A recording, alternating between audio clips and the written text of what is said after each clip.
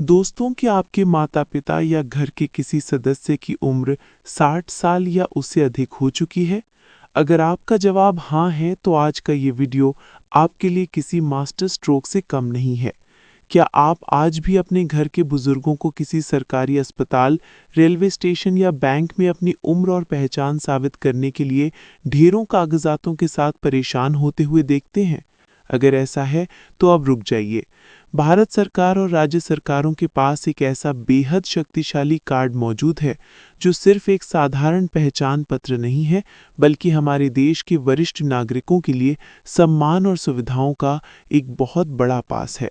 आज हम TV education पर डिकोड करेंगे सीनियर सिटीजन कार्ड को, जो 2026 के नए नियमों के साथ आपके माता-पिता और घर के बुजुर्गों की जिंदगी को पूरी तरह से बदल कर रख देगा। वीडियो को आखिर तक जरूर देखिएगा, क्योंकि इसमें सुप्रीम कोर्ट का एक ऐसा नया नियम भी शामिल है जिसके बारे में देश की 90% आबादी आज भी अनजान है। और हाँ, अगर आप एक सच्चे भारतीय हैं जो अपने देश और बुजुर्गों से प्यार करते हैं, तो इस वीडियो को अभी लाइक करें और हमारे चैनल टीबी एजुकेशन को सब्सक्राइब करके बेल आइकन जरूर दबाएं। तो सबसे पहले ये गहराई से समझते हैं कि आखिर ये सीनियर सिटीजन कार्ड होता क्या है और इसकी ज़रूरत क्यों पड़ी। भारत में जब भी कोई व्यक्ति 60 वर्ष की आयु पूरी कर लेता है, तो राज्य सरकारों के समाज कल्याण विभाग द्वारा उन्हें एक विशेष पहचान पत्र जारी किया जाता है, जिसे सीनियर सिटीजन कार्ड कहते हैं। आप सोच रहे होंगे कि जब हमारे पास आधार कार्ड या वोटर आईडी कार्ड मौजूद है, तो फिर इस नए कार्ड की क्या ज़रूरत है? दरअसल जब हमारे बुजुर्ग किसी भी सरकारी या प्राइवेट अस्पताल में इलाज के लिए जाते हैं या फिर किसी तीर्थ यात्रा के लिए रेल में और बस का सफ़र करते हैं, तो उन्हें वरिष्ठ नागरिक होने के नाते मिलने वाली छूट या सुविधाओं का लाभ उठाने के लिए अपनी उम्र का पक्का प्रमाण देना होता है। कई बार उनके पास अपना जन्म प्रमाण पत्र नहीं होता और आधार कार्ड को लेकर कई तरह के विवाद सामने आते रहते हैं। किसी बड़ी और आम समस्या को जड़ से खत्म करने के लिए सरकार ने इस कार्ड की शुरुआत की। आपको सिर्फ एक बार अपनी पूरी कागजी कार्रवाई करनी है। अपने राज्य की तय की गई मामूली सी फीस, जो कि 10 रुपये से लेकर कुछ राज्यों में 100 या 150 रुपये तक हो सकती है, वो जमा करनी है। एक बार जब ये कार्ड बनकर आपके हाथ में आ जाता है, तो ये पूरे भारतवर्ष में एक वैध और प्रामाणिक दस्तावेज माना जाता है। इस एक छोटे से कार्ड के अंदर वरिष्ठ नागरिक का पूरा नाम, उनके जीवन साथी का नाम, जन्म तिथि, पूरा स्थायी पता, मोबाइल नंबर और सबसे ज़रूरी चीज़ यानी उनका ब्लड ग्रुप और इमरजेंसी संपर्क नंबर दर्ज होता है, जो किसी भी मेडिकल इमरजेंसी के समय बहुत काम आता है। अब बात करते हैं इसके एलिजिबिलिटी क्राइटेरिया यानी पात्रता और ज़रूरी दस्तावेज़ों की। इसे बनवाने की शर्तें बहुत ही सीधी और स्पष्ट हैं। सबसे पहली शर्त यह है कि आवेदक भारत का नागरिक होना चाहिए और दूसरी शर्त यह है कि उनकी उम्र 60 वर्ष या उससे अधिक होनी चाहिए। लेकिन असली खेल दस्तावेज़ों का है और यहीं पर सुप्रीम कोर्ट का वो अहम फैसला आता है जिसके बारे में आपको जानना बेहद ज़रूरी है। इस कार्ड को बनवाने के लिए मुख्य रूप से 3 तरह के प्रमाण चाहिए होते हैं। पहला पहचान का प्रमाण, दूसरा पते का प्रमाण और तीसरा उम्र का प्रमाण। पहचान और पते के लिए आप अपना ration card, voter card, driving licence, passport, बिजली का बिल या बैंक की पासबुक लगा सकते हैं। लेकिन जब बात उम्र के प्रमाण यानी एज प्रूफ की आती है, तो यहाँ ज़रा ध्यान से सुनिएगा।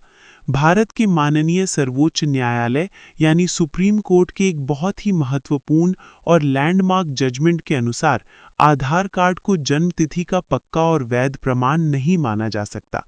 जी हाँ, आपने बिल्कुल सही सुना।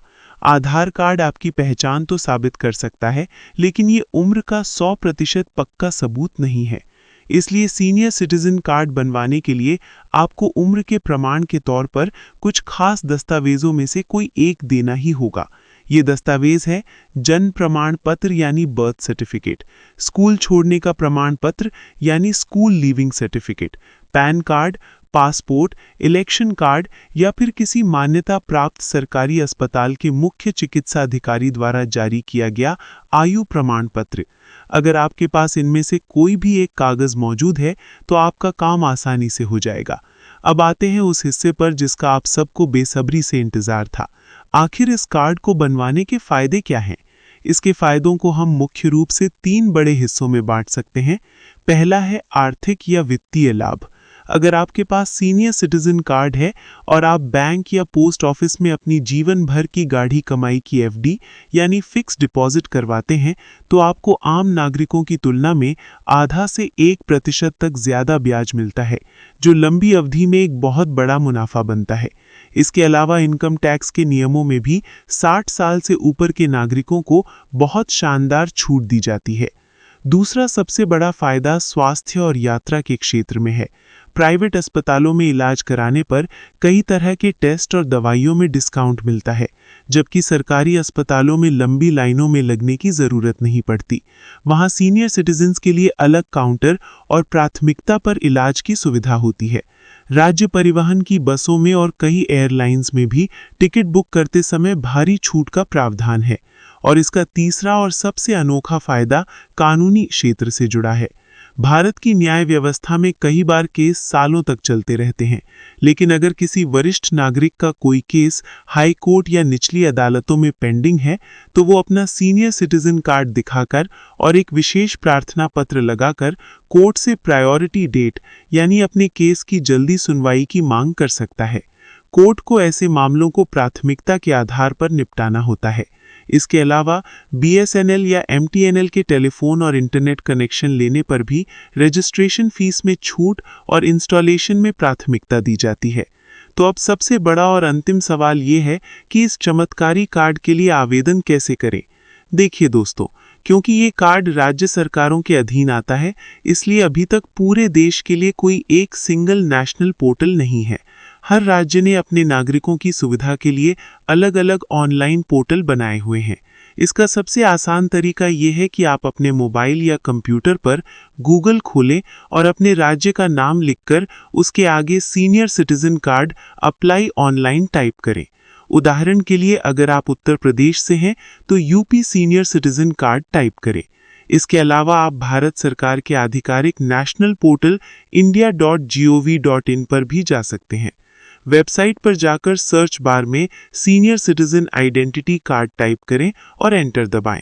आपके सामने जो पहला लिंक आएगा उस पर क्लिक करके आप सीधा एप्लीकेशन फॉर्म तक पहुंच सकते हैं।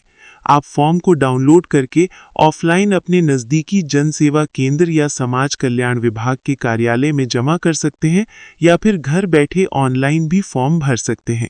दोस्तों, अगर आज की ये वीडियो पसंद आई हो तो वीडियो को लाइक करें और TB एजुकेशन को सब्सक्राइब करना बिल्कुल ना भूलें। जय हिंद, जय भारत।